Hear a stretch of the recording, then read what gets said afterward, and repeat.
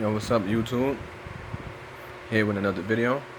In this video right here, I want to do a video on I was on I was on this platform today, a YouTube channel called Nothing But the Knicks, and I'm not too sure if y'all guys are not subscribed to it, but if y'all aren't subscribed to that YouTube channel, I would definitely tell y'all to subscribe and check out the videos. It's called Nothing But the Knicks, and the creator of this network, the show, you could say the owner of it, Sim. He had he had his he had one of his his daily episodes that he has, and the way his platform is like pure genius, man. Like, this guy is, the way his show is, how he orchestrates everything.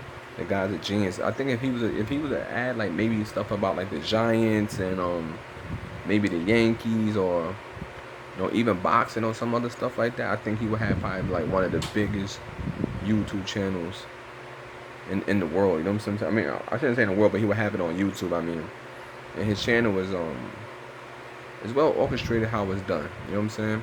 And so what made me decide to make this video is he had a platform today, a discussion, I should say, about how do people feel about the Knicks going after Devin Booker. And I had to sit back and think about it. Like initially, at first, I was like, I'm not too sold on him, due to the simple fact that I don't even think he had 30 wins in the Western Conference. I was like, nah, not really too sold. But then when he was going, he was breaking down his stats and everything, his bio, he brought to the attention that he's 22 years old. I'm like, 22 years old. And I think last year he had like 26 points, like 7 assists or something like that. And I'm like, he's 22 years old. He put up numbers like this. Now, granted, it's in, his team is possibly the worst team in the NBA. But when you look at the organization he's on, it's most of that heart, it's most of his fault. So I had to sit down and look at it like, if the Knicks was to get him, what would they give up? And I looked at it like, he's 22 years old. If he was to come to the Knicks, who would they trade to get him? And me personally, I think I would give up Tria, because Tria is actually older than him. That's kind of shocking. Tria is older than him. And, Dennis Smith Jr., I would give up those two to get him, because you can't have him play alongside those guys.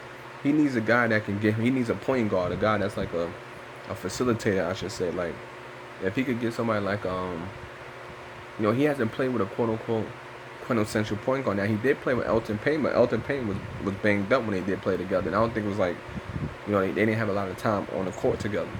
So I said, I look at it, if he was to come to the Knicks and the Knicks gave up Dennis Smith Jr., Alonzo Tria in the first-round draft pick, I would do it, because he's only 22 years old. And you can have a lineup with him. This is what I wanted to talk about. I wanted to talk about on the show. I didn't get a specific chance, because Simba, he wanted to give everybody a time slot. So I said, you know what? Let me make a YouTube video on this, pertaining to this particular topic. And I would start Frank at the 1. And if you look at Frank FIBA play recently, if he could play like that, and you put him next to Devin Booker, a guy that can score, and he can still get you assists, I think maybe his problem is his shot selection. But if you put them two together, that would be fine, because you have a big backcourt.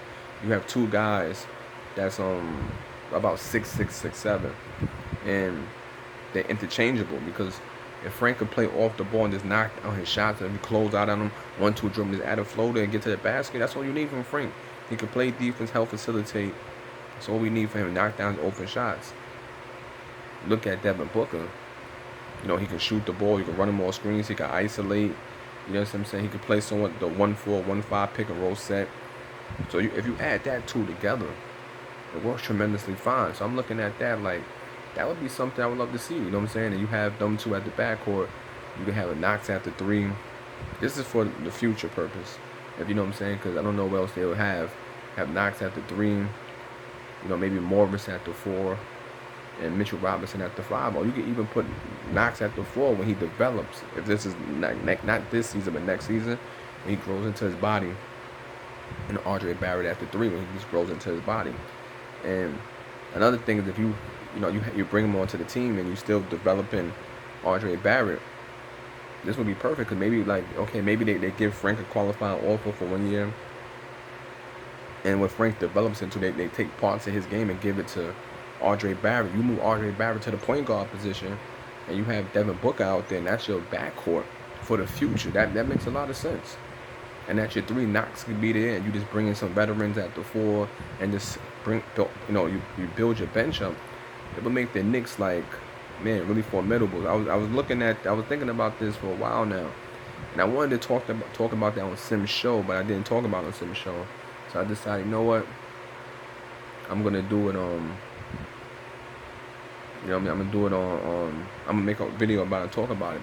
So I want to know what y'all guys' opinions on how do you feel Devin Booker would fit with the Knicks. I would like to know. Y'all can make a video on it. Y'all can comment below. Y'all can like. Y'all can subscribe to my channel. And I truly appreciate everybody. Rocking out with me, and expect more videos to come. And it was just something I was thinking about the last couple of days. You know what I'm saying? But I truly appreciate it, and thank you, YouTube. Thank you for rocking out with me. Truly appreciate it. And peace. I'm out.